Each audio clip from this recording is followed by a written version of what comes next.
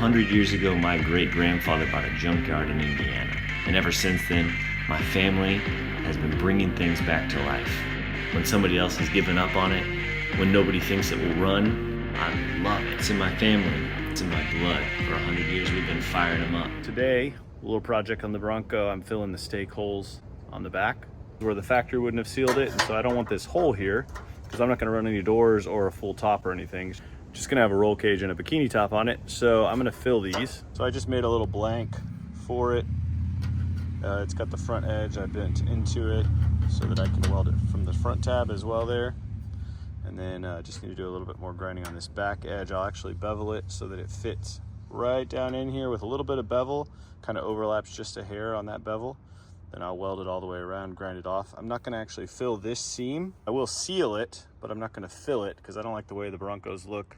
When they don't have that seam, it just makes them look like they have a fiberglass body on them. So this is all steel, all new metal. We built this tub, just basically, you know, the panels here on the sides are bought. Everything in the middle there is all handmade. That's just out of an old truck bed that we cut and reshaped for this Bronco project. So we're gonna get this welded in.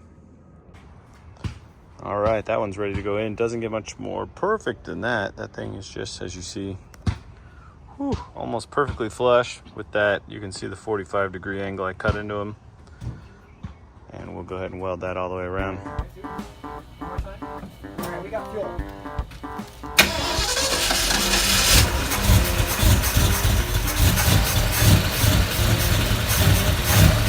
go crazy on it, just let it run for a minute. Now we got the little Hobart MIG welder fired up over here. And the most important part is getting this first one with it all in the right place. So I'm gonna make sure, spend a little extra time lining it up.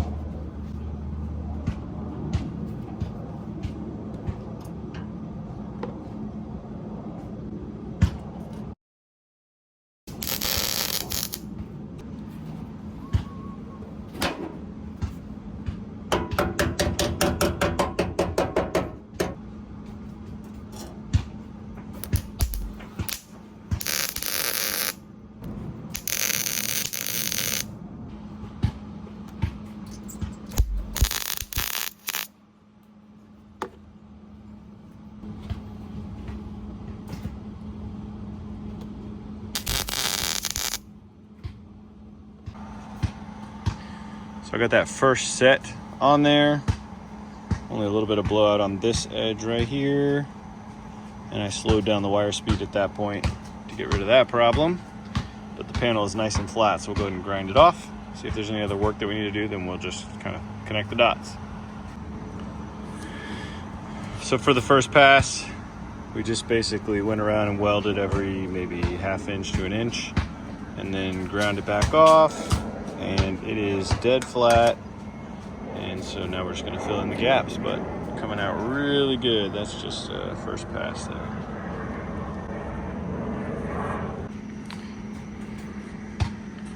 And that's what we wrap up with. So fit that piece in there.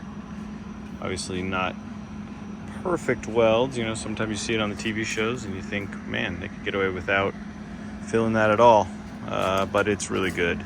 So nice and flat. Take just a little bit of filler on there, but it's welded all the way around there and looks good. So I'm happy with it.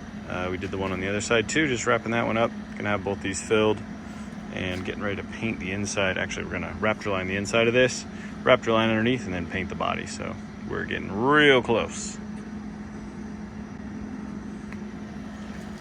Hope you enjoyed this. Love to hear your comments, feedback. Go ahead and subscribe so you can see this Bronco get wrapped up.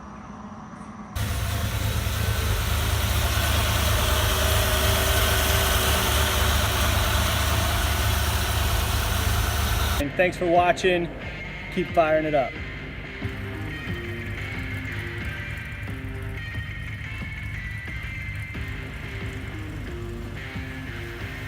Smells a little bit like burning mouth coming out of your exhaust. You're cooking some rat, man. Got some varmint for dinner? Yeah.